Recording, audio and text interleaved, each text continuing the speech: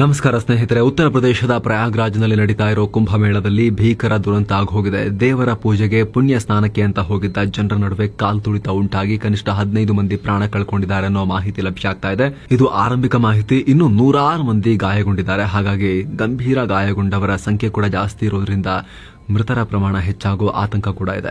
ಮೌನಿ ಅಮಾವಾಸ್ಯೆ ಪ್ರಯುಕ್ತ ಸ್ಥಳದಲ್ಲಿ ಕೋಟ್ಯಂತರ ಜನ ಸೇರಿದ್ರು. ಕುಂಭಮೇಳದಲ್ಲೇ ವಿಶೇಷ ಸಂದರ್ಭ ಇದು ಅಂತ ಇದ್ರ ಬಗ್ಗೆ ನಾವು ಪ್ರತ್ಯೇಕ ವರದಿಯನ್ನು ಮಾಡಿದ್ವಿ. ಮೌನಿ ಅಮಾವಾಸ್ಯೆ ಅಂದ್ರೆ ಏನು ಅಂತ ನೀವು ಅದನ್ನ ಚೆಕ್ ಮಾಡಬಹುದು. ಈ ವೇಳೆ ಈ ಘಟನೆಯಾಗಿದೆ.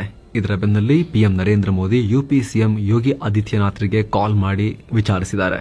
ಒಂದ್ಸಲಿ ಅಲ್ಲ, 2 ಸಲ ಅಲ್ಲ, 4 ಸಲ ಬ್ಯಾಕ್ ಟು ಬ್ಯಾಕ್ ಪಿಎಂ ಕ್ಷಣದ ಮಾಹಿತಿಯನ್ನ ಡೈರೆಕ್ಟ್ ಆಗಿ ಸಿಎಂ ಯೋಗಿಗೆ ಕಾಲ್ ಮಾಡಿ ಮಾಹಿತಿಯನ್ನ ಪಡ್ಕೊಂಡಿದ್ದಾರೆ. ಇದನ್ನ ಖುದ್ದು ಯುಪಿ ಸಿಎಂ ಯೋಗಿ ಆದಿತ್ಯನಾಥ್ ಹೇಳಿದ್ದಾರೆ. ಏನೋ ಕುಂಭಮೇಳದ ಸ್ನಾನವನ್ನ ಕೂಡ ತಾತ್ಕಾಲಿಕವಾಗಿ ಕ್ಯಾನ್ಸಲ್ ಮಾಡಲಾಗಿದೆ. ಜನರಿಗೆ ಅಲರ್ಟ್ ಜಾರಿ ಮಾಡಲಾಗಿದೆ. ಹಾಗಿದ್ರೆ ಕುಂಭದಲ್ಲಿ ನಿಜಕ್ಕೂ ಏನಾಯಿತು? ಇದು ಸಂಭವಿಸಿದ್ದು ಯಾವಾಗ? ಅಷ್ಟೆಲ್ಲ ಮುನ್ನೆಚ್ಚರಿಕೆ ತಗೊಂಡ್ರು ಕೂಡ 50,000ಕ್ಕೂ ಅಧಿಕ ಪೊಲೀಸರನ್ನ ಹಾಕಿ ಡ್ರೋನ್ ಎಲ್ಲ ಇಟ್ಕೊಂಡು ಎಲ್ಲಾ ಕಡೆ ಕಣ್ಣಿಟ್ಟಿದ್ರು ಕೂಡ ಯಾಕೆ ಈ ಘಟನೆ ಆಯಿತು? ಯಾರು ಜವಾಬ್ದಾರಿ? ಬನ್ನಿ ನೋಡ್ತಾ ಹೋಗೋಣ. ಮೊದಲಿಗೆ ಈ ಘಟನೆ ಸಂಭವಿಸೋಕೆ ಮೂಲ ಕಾರಣ ಮೌನಿ ಅಮಾವಾಸ್ಯೆ. ಏನಿದು ಮೌನಿ ಅಮಾವಾಸ್ಯೆ ಅನ್ನೋದನ್ನ ಆಲ್ರೆಡಿ ನಿಮಗೆ ಹೇಳಿದ್ವಿ. ಮೌನಿ ಅಮಾವಾಸ್ಯೆ ಅಂದ್ರೆ ಏನು ಅಂತ ನಾವು ಪ್ರತ್ಯೇಕ ವರದಿಯನ್ನ ಮಾಡಿದ್ವಿ. ಜನವರಿ 13ನೇ ತಾರೀಕು ಮೊದಲ ಸ್ನಾನ ಆಯ್ತಲ್ಲ ಕುಂಭಮೇಳದಲ್ಲಿ. 2ನೇ ಸ್ನಾನ ಮಕರ ಸಂಕ್ರಾಂತಿ ಪ್ರಯುಕ್ತ ಆಗಿತ್ತು. 3ನೇ ಸ್ನಾನ ಇವತ್ತು ಅಂದ್ರೆ ಜನವರಿ 29ನೇ ತಾರೀಕಿನ ಮೌನಿ ಅಮಾವಾಸ್ಯೆ ದಿನ ನಡೀತಾ ಇತ್ತು. ಇನ್ನು 3 ಪುಣ್ಯ ಸ್ನಾನ ಇದೆ. 4ನೇ ಪುಣ್ಯ ಸ್ನಾನ ಫೆಬ್ರವರಿ 3ನೇ ತಾರೀಕು ನಡೆದರೆ, ಬಳಿಕ ಮಾಘ ಪೂರ್ಣಮಿ ಎಂದು 5ನೇ ಸ್ನಾನ, ಮಹಾಶಿವರಾತ್ರಿ ಎಂದು 6ನೇ ಸ್ನಾನ. ಆದರೆ ಈ ಎಲ್ಲ ದಿನಗಳಿಗಿಂತ ಹೆಚ್ಚು ಜನ ಸೇರೋದು ಈ ಮೌನಿ ಅಮಾವಾಸ್ಯೆಯ ಪುಣ್ಯ ಸ್ನಾನಕ್ಕೆ. ಯಾಕಂದ್ರೆ ಹಿಂದೂ ನಂಬಿಕೆಗಳ ಪ್ರಕಾರ ಇವತ್ತು ಗಂಗೆಯಲ್ಲಿ ಸ್ನಾನ ಮಾಡಿದ್ರೆ ಪಾಪ ಕಳೆಯುತ್ತೆ ಅನ್ನೋ ನಂಬಿಕೆ ಇದೆ. ಹೀಗಾಗಿ ಈ ದಿನ ಸ್ನಾನ ಮಾಡೋಕೆ ಸುಮಾರು 10 ಕೋಟಿಗೂ ಅಧಿಕ ಜನ ಅಲ್ಲಿಗೆ ಬರೋರಿದ್ರು.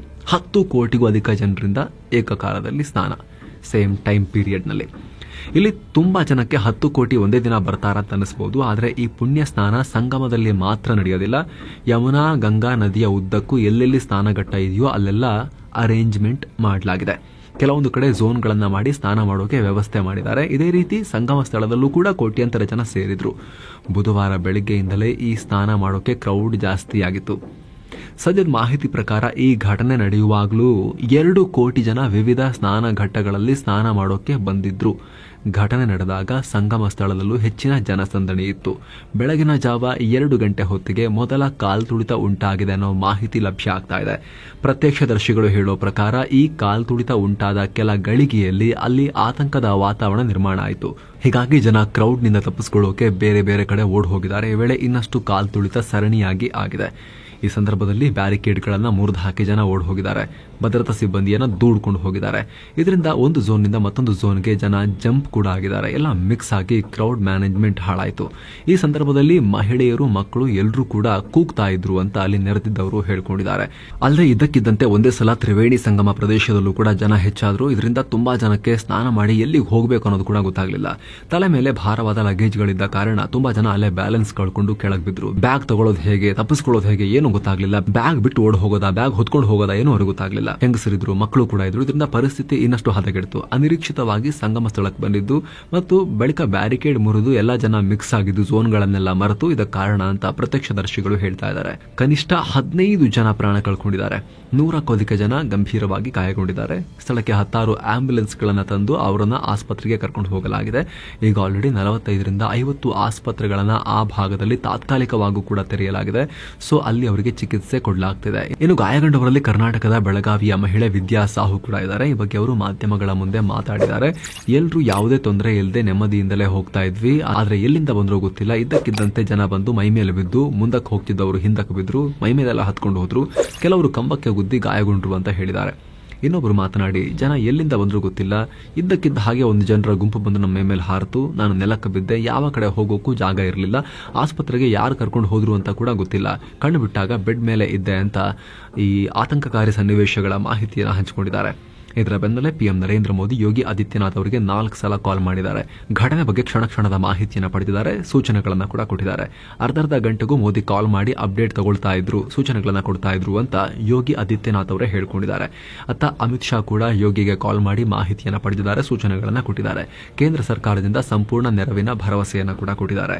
ಇನ್ನು ಈಗಲೂ ಕೂಡ ಘಟನಾ ಸ್ಥಳದಲ್ಲಿ ಆತಂಕ ಹಾಗೇ ಇದೆ. ಸದ್ಯ ಯುಪಿ ಸರ್ಕಾರ ಜನ ತಮ್ಮ ಕ್ಯಾಂಪ್ನಿಂದ ಇನ್ನೊಂದು ಕ್ಯಾಂಪ್ಗೆ ಹೋಗಬೇಡಿ ಅಂತ ಮನವಿ ಮಾಡಿದೆ. ಅಂದ್ರೆ ದಿಕ್ಕಾಪಾಲ ಪಾಲಾಗಿ ಸಿಕ್ ಕಡೆ ಹೋಗಬೇಡಿ, ನಿಮಗೆ ಎಲ್ಲಿಗೆ ಹೋಗಕ್ಕೆ ಹೇಳಲಾಗಿದೆಯೋ ಅದಷ್ಟು ಜಾಗದಲ್ಲಿ ಮಾತ್ರ ಹೋಗಿ ವಾಪಸ್ ಬನ್ನಿ ಅಂತ ಹೇಳಿದ್ದಾರೆ. ಜೊತೆಗೆ ತಾತ್ಕಾಲಿಕವಾಗಿ ಪುಣ್ಯ ಸ್ನಾನವನ್ನು ನಿಲ್ಲಿಸಲಾಗಿದೆ. 7 ಪಾಯಿಂಟ್ಗಳಲ್ಲಿ ಸುಮಾರು 20 ಟೀಮ್ಗಳನ್ನು ಡಿಪ್ಲಾಯ್ ಮಾಡಲಾಗಿದೆ ಅಂತ ಸರ್ಕಾರ ಮಾಹಿತಿ ಕೊಟ್ಟಿದೆ. ಇನ್ನು ಘಟನೆ ಬಗ್ಗೆ ಖುದ್ದು ಸಿಎಂ ಯೋಗಿ ಮಾತನಾಡಿದ್ದಾರೆ. ಅಧಿಕಾರಿಗಳಿಗೆ, ಡಾಕ್ಟರ್ಗಳಿಗೆ ಸ್ಥಳಕ್ಕೆ ಹೋಗಿ ಚಿಕಿತ್ಸೆ ಕೊಡಿ ಅಂತ ಆದೇಶ ಕೊಟ್ಟಿದ್ದೀನಿ. ಮಧ್ಯರಾತ್ರಿ 2 ಗಂಟೆ ಅಷ್ಟೊತ್ತಿಗೆ ಈ ಕಾಲ್ ತುಳಿತ ಆಗಿದೆ. ಸ್ನಾನಕ್ಕಾಗಿ ಕೋಟ್ಯಂತರ ಜನ ಸೇರಿದ್ರು ಅನ್ನೋ ಮಾಹಿತಿ ಇದೆ. ಸರ್ಕಾರ ತನ್ನ ಕೆಲಸ ಮಾಡ್ತಾ ಇದೆ. ಬೆಳಿಗ್ಗೆ 8:30 ಹೊತ್ತಿಗೆ 3.5 ಕೋಟಿ ಜನ ಸ್ನಾನ ಮಾಡಿದ್ದಾರೆ. 3.5 ಕೋಟಿ ಜನ. ಯಾರು ಕೂಡ ವದಂತಿಗಳಿಗೆ ಕಿವಿ ಕೊಡಬೇಡಿ. ಜನ ಗಂಗಾ ನದಿ ಕಡೆಗೆ ಬರೋದನ್ನ ಸದ್ಯಕ್ಕೆ ನಿಲ್ಲಿಸಿ. ಮಹಾಕುಂಭಮೇಳದ ಆಡಳಿತ ಇದರ ಬಗ್ಗೆ ತುಂಬಾ ಅಲರ್ಟ್ ಆಗಿದೆ. ಮೋದಿ 4 ಸಲ ನನ್ನ ಜೊತೆಗೆ ಮಾತನಾಡಿದ್ದಾರೆ. ಹೈ ಲೆವೆಲ್ ಮೀಟಿಂಗ್ ನಡೆಯುತ್ತೆ, ಏನು ಕಾರಣ ಅನ್ನೋದನ್ನ ಪತ್ತೆ ಹಚ್ತೀವಿ ಅಂತ ಹೇಳಿದ್ದಾರೆ. ಜೊತೆಗೆ ಇಂತಿಂತ ಘಾಟ್ಗೆ ಹೋಗಬೇಕು ಅಂತ ಹೇಳಿ ಗಲಾಟೆ ಮಾಡಕ್ ಹೋಗಬೇಡಿ. ನಿಮಗೆ ಯಾವ ಘಾಟ್ ಅಲೋಕೇಟ್ ಆಗಿದೆಯೋ, ನಿಮಗೆ ಯಾವ್ದು ಹತ್ತಿರವೋ ಅಲ್ಲೇ ಸ್ನಾನ ಮಾಡಿ ವಾಪಸ್ ಹೋಗಿ, ಬೇರೆ ಕಡೆ ಎಲ್ಲಿಗೂ ಹೋಗಬೇಡಿ ಅಂತ ಯೋಗಿ ಈ ಕೋಟ್ಯಂತರ ಭಕ್ತಾದಿಗಳಲ್ಲಿ ಮನವಿ ಮಾಡಿಕೊಂಡಿದ್ದಾರೆ. ಇನ್ನು ವಿಪಕ್ಷ ನಾಯಕ ರಾಹುಲ್ ಗಾಂಧಿ ಪ್ರತಿಕ್ರಿಯೆ ಕೊಟ್ಟಿದ್ದಾರೆ. ಮಿಸ್ ಮ್ಯಾನೇಜ್ಮೆಂಟ್ ಇಂದ ಈ ಘಟನೆಯಾಗಿದೆ. ಪ್ರಾಣ ಕಳ್ಕೊಂಡವರಿಗೆ ಸಂತಾಪ ಸೂಚಿಸ್ತೀನಿ. ಆಡಳಿತ ಸರ್ಕಾರ ವಿಐಪಿಗಳಿಗೆ ವಿಶೇಷ ಫೋಕಸ್ ಮಾಡಿ ಸಾಮಾನ್ಯ ಜನರನ್ನ ನೆಗ್ಲೆಕ್ಟ್ ಮಾಡಿದ್ದು ಇದಕ್ಕೆ ಕಾರಣ ಅಂತ ಹೇಳಿದ್ದಾರೆ. ವಿಐಪಿ ಕಲ್ಚರ್ ಅನ್ನ ಮೊದಲು ತೆಗಿಬೇಕು. ಸರ್ಕಾರ ಬೆಟರ್ ಅರೇಂಜ್ಮೆಂಟ್ ಮಾಡಬೇಕು. ನಮ್ಮ ಪಕ್ಷದ ಕಾರ್ಯಕರ್ತರು ಕುಂಭಮೇಳದ ಸಂತ್ರಸ್ತರಿಗೆ ಸಹಾಯ ಮಾಡೋಕೆ ನಾನು ಮನವಿ ಮಾಡಿದ್ದೀನಿ.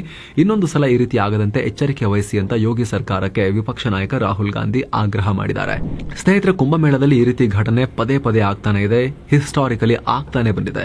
ಈ ಮುಂಚೆನೂ ಕೂಡ ಇದೇ ರೀತಿಯಾಗಿತ್ತು. 1954ರಲ್ಲಿ ಮೊದಲ ಸಲ ಸ್ವತಂತ್ರ ಭಾರತದ ಕುಂಭಮೇಳದಲ್ಲಿ ಇದೇ ರೀತಿ ಕಾಲ್ತುಳಿತಾಗಿ 800 ಜನ ಪ್ರಾಣ ಕಳ್ಕೊಂಡಿದ್ರು, ನೀರಿಗೂ ಬಿದ್ದಿದ್ರು. ಅದಾದ್ಮೇಲೆ 1986ರಲ್ಲಿ ಹರಿದ್ವಾರ ಕುಂಭಮೇಳದಲ್ಲಿ 200 ಜನ ಪ್ರಾಣ ಕಳ್ಕೊಂಡಿದ್ರು. ಆಮೇಲೆ 2003ರಲ್ಲಿ ಮಹಾರಾಷ್ಟ್ರದ ನಾಸಿಕ್ನಲ್ಲೂ ಕೂಡ ಇದೇ ರೀತಿ ಕಾಲ್ತುಳಿತ ಉಂಟಾಗಿ 39 ಜನ ಪ್ರಾಣ ಕಳ್ಕೊಂಡಿದ್ರು. ಜೊತೆಗೆ ಇದೇ ಪ್ರಯಾಗ್ರಾಜ್ನಲ್ಲಿ 2013ರಲ್ಲಿ 42 ಜನ ಕಾಲ್ತುಳಿತದಿಂದ ಪ್ರಾಣವನ್ನು ಕಳ್ಕೊಂಡಿದ್ರು. ಹೀಗಾಗಿ ದೊಡ್ಡ ಪ್ರಮಾಣದಲ್ಲಿ ಭದ್ರತೆಗೆ ಈ ಸಲ ನಾವು ಫೋಕಸ್ ಮಾಡಿದ್ದೀವಿ. 50,000ಕ್ಕೂ ಅಧಿಕ security personnel, 14,000 home guards, 2,750 CCTV, underwater drones, rescue team, paramilitary, anti drone system ಎಲ್ಲವನ್ನು ನಿಯೋಜನೆ ಮಾಡಿದ್ದೀವಿ ಅಂತ ಯೋಗಿ ಸರ್ಕಾರ ಹೇಳ್ಕೊಂಡಿತ್ತು. ಒಂದು ಪ್ರತ್ಯೇಕ ಜಿಲ್ಲೆ ರೀತಿ ಮಾಡ್ಕೊಂಡು ಅದೊಂದು ಜಾಗವನ್ನ ಒಂದು ಡಿಸ್ಟ್ರಿಕ್ಟ್ ಅಡ್ಮಿನಿಸ್ಟ್ರೇಷನ್ ಕೊಟ್ಟ ಹಾಗೆ ಈ ಕುಂಭಮೇಳಕ್ಕೆ ಪ್ರತ್ಯೇಕ ಅಡ್ಮಿನಿಸ್ಟ್ರೇಷನ್ ಕೊಟ್ಟಿದ್ರು. ಆದರೆ ಈ ಘಟನೆಗಳನ್ನ ತಡೆಯೋದ್ರಲ್ಲಿ ಇಷ್ಟಾದ್ಮೇಲೂ ಕೂಡ ಯುಪಿ ಸರ್ಕಾರ ವಿಫಲ ಆಗಿದೆ. ಮೊನ್ನೆ ಬೆಂಕಿ ಅವಘಡ ಆಗಿ 100 ಟೆಂಟ್ಗಳು ಬೆಂಕಿ ಹತ್ಕೊಂಡು ಸುಟ್ಟು ಹೋಗಿದ್ವು. ಆ ಬಳಿಕ ಇನ್ನೊಂದು ಬೆಂಕಿ ಅಪಘಾತ ಆಗಿ ಬೈಕ್ಗಳೆಲ್ಲ ಸುಟ್ಟು ಹೋಗಿದ್ವು. ಇಷ್ಟಾದ್ರೂ ಅಲ್ಲಿ ಜನ ಸೇರೋದೇನು ಕಮ್ಮಿ ಆಗಿರಲಿಲ್ಲ. ಧಾರ್ಮಿಕ ನಂಬಿಕೆಗಳ ಕಾರಣಕ್ಕಾಗಿ ಜನ ಹೋಗ್ತಾನೆ ಇರ್ತಾರೆ. ಈಗ ಈ ದುರಂತನೇ ಆಗಿ ಹೋಗಿದೆ. ಇಲ್ಲಿ ಏನೇ ತಯಾರಿ ಮಾಡ್ಕೊಂಡಿದ್ರು ಕೂಡ ನಾವು ಅಷ್ಟೆಲ್ಲ ಮಾಡಿದ್ವಿ ಆದ್ರೂ ಆಯ್ತು ಅಂತ ಎಕ್ಸ್ಕ್ಯೂಸ್ ಕೊಡೋಕ್ ಆಗೋದಿಲ್ಲ. ನಿಜ, ತಿರುಪತಿಯಲ್ಲಿ ಸಾವಿರಾರು ಜನರನ್ನ ಒಂದು ಚಿಕ್ಕ ಫುಟ್ಬಾಲ್ ಸ್ಟೇಡಿಯಂ ಗಾತ್ರದ ಗ್ರೌಂಡ್ ನಲ್ಲಿ ಕಂಟ್ರೋಲ್ ಮಾಡಕ್ಕಾಗದೆ ಅಲ್ಲಿ ದೊಡ್ಡ ಪ್ರಮಾಣದ ಸಾವು ನೋವಾಗಿತ್ತು. ಅಂತದ್ರಲ್ಲಿ ಕೋಟ್ಯಾಂತರ ಜನರನ್ನ ಹ್ಯಾಂಡಲ್ ಮಾಡೋದು ಕಷ್ಟ. ಆದ್ರೂ ಕೂಡ ಗೊತ್ತಿತ್ತಲ್ವಾ, ಏನ್ ಸಡನ್ ಆಗಿ 100 ಜನ ಅಂತ ಅನ್ಕೊಂಡಿದ್ವಿ, 2 ಕೋಟಿ ಬಂದ್ಬಿಟ್ರು, ಆತರ ಏನಲ್ವಲ್ಲ ಸ್ವಾಮಿ. ನಾವು ಕೂಡ ಒಂದು ತಿಂಗಳಿಂದ ಹೇಳ್ತಾ ಇದೀವಿ, ಎಲ್ಲಾ ಮಾಧ್ಯಮಗಳು ರಿಪೋರ್ಟ್ ಮಾಡ್ತೇವೆ. ಯುಪಿ ಸರ್ಕಾರ ಕೂಡ ನಂಬರ್ ಕೊಡ್ತಾ ಇದೆ. ಮೌನಿ ಅಮಾವಾಸ್ಯೆ ದಿನ ಅಂತೂ ಪ್ರತ್ಯೇಕವಾಗಿ 10 ಕೋಟಿ ಸಪರೇಟ್ ಆಗಿ ಬರ್ತಾರೆ ಕುಂಭಮೇಳಕ್ಕೆ ಅಂತ ಹೇಳಿ ಯುಪಿ ಸರ್ಕಾರನೇ ಹೇಳ್ತಾ ಇತ್ತಲ್ಲ. ಸೊ ಗೊತ್ತಿತ್ತು. ಹಾಗಾಗಿ ಎಷ್ಟು ಸಿಬ್ಬಂದಿ ಅಗತ್ಯ ಇತ್ತು ಅದಕ್ಕಿಂತ ಒಂಚೂರು ಜಾಸ್ತಿ ಡಬಲ್ ಇಟ್ರೆ ಏನ್ ಪ್ರಾಬ್ಲಮ್ ಇದೆ? ನೀವು ಸಹಾಯ ಕೇಳಿದ್ರೆ ಆರ್ಮಿನ ಬೇಕಾದ್ರೂ ಕಳಿಸ್ಕೊಡ್ತಾರೆ. 1-2 ದಿನದ ಮಟ್ಟಿಗೆ ಸ್ವಲ್ಪ ಇಲ್ಲಿ ಅರೇಂಜ್ಮೆಂಟಿಗೆ ಹೆಲ್ಪ್ ಮಾಡಿ ಅಂತ ಕೇಳಿದ್ರೆ ಶಿಸ್ತೆಲ್ಲ ಅರೇಂಜ್ ಮಾಡ್ತಾರೆ ಅಲ್ವಾ. ಹಾಗಾಗಿ ಇಲ್ಲಿ ಯುಪಿ ಸರ್ಕಾರ ಎಕ್ಸ್ಕ್ಯೂಸ್ ಕೊಡಕ್ಕೆಲ್ಲ ಆಗೋದಿಲ್ಲ. ಒಂದು ಪ್ರಾಣ ಹೋದ್ರೂ ಅದು ಪ್ರಾಣ ಹೋದ ಹಾಗೆ. ಸಾವಿನ ಸಂಖ್ಯೆಯನ್ನು ಕಂಪೇರ್ ಮಾಡಿಕೊಂಡು ಎಕ್ಸ್ಕ್ಯೂಸ್ ಕೊಡಕ್ಕೆ ಆಗೋದಿಲ್ಲ. ಇನ್ನು ಮುಂದೆ ಆದರೂ ಕೂಡ ಈ ರೀತಿ ಆಗದಂತೆ ಇನ್ನೂ ಕೂಡ 2-3 ಮುಖ್ಯ ಸ್ನಾನಗಳು ಆಗೋದು ಬಾಕಿ ಇದೆ. ಹಾಗಾಗಿ ಇನ್ನು ಮುಂದೆ ಈ ರೀತಿ ಆಗದಂತೆ ಎಷ್ಟಾಗುತ್ತಷ್ಟು ಈಗಲೇ ಜಾಗೃತೆ ವಹಿಸಬೇಕು. ಮತ್ತೆ ಎಕ್ಸ್ಕ್ಯೂಸ್ ಕೊಡ್ತಾ ಹೋಗಕ್ಕೆ ಬರೋದಿಲ್ಲ. ಸೊ ಇದಾಗಿತ್ತು ಸ್ನೇಹಿತರೆ ಕುಂಭಮೇಳದ ಈ ಘಟನೆಗೆ ಸಂಬಂಧಪಟ್ಟಂತೆ ನಿಮಗೆ ಕ್ವಿಕ್ ಆಗಿ ಅಪ್ಡೇಟ್ ಕೊಡೋ ಪ್ರಯತ್ನ. ಇದ್ರ ಬಗ್ಗೆ ಮತ್ತೆ ಏನೇ ಮಾಹಿತಿ ಬರ್ತಾ ಇದ್ರೂ ಕೂಡ ನಮಗೆ ತಲುಪಿಸುವಂತ ಪ್ರಯತ್ನ ನಾವು ಮಾಡ್ತಾ ಇರ್ತೀವಿ. ನಿಮ್ಮನ್ನ ಅಪ್ ಟು ಡೇಟ್ ಇಡುವಂತ ಪ್ರಯತ್ನವನ್ನು ಮಾಡ್ತಾ ಇರ್ತೀವಿ. ನಮಸ್ತೆ.